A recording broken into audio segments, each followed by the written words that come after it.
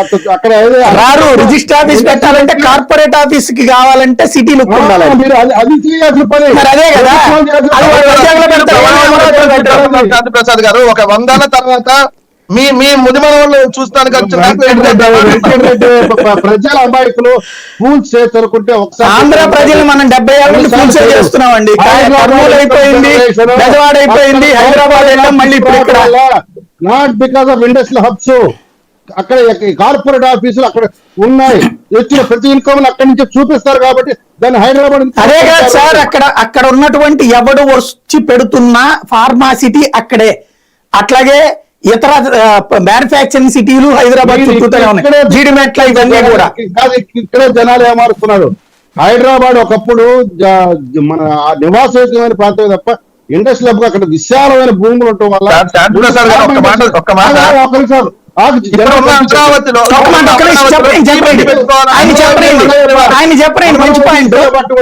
అసలు economic activity అనేది ఎట్లా అనేది అని చెప్తున్నా. ఫార్మా ఇండస్ట్రీ అక్కడ బాగా డెవలప్ అయింది. ఫార్మా తర్వాత అత్యధికంగా డెవలప్ అయిన ఇండస్ట్రీ ఏది?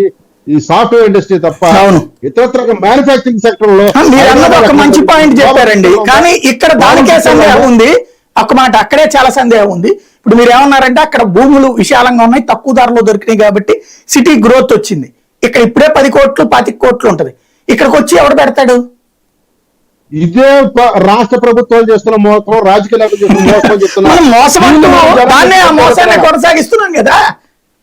అది అక్కడే మనం కొద్దిగా ఏమాత్రం సామాజిక బాధ్యత వాళ్ళ జనాలు ఇంటికేట్ చేయాలి. ఎట్లాగా ఇప్పుడు మనం నవనగరాలతో కూడిన డిఫరెంట్ అండి. ఇప్పుడు దొరకొండ ఉంది, దొరకొండలో అట్లా అంటలేదు సార్. చంద్రబాబు గారు చెప్తున్నదైనా జగన్మోహన్ రెడ్డి చెప్తుందన్న ఎకనామిక్ యాక్టివిటీ అంటున్నారు. మాట వాస్తవం.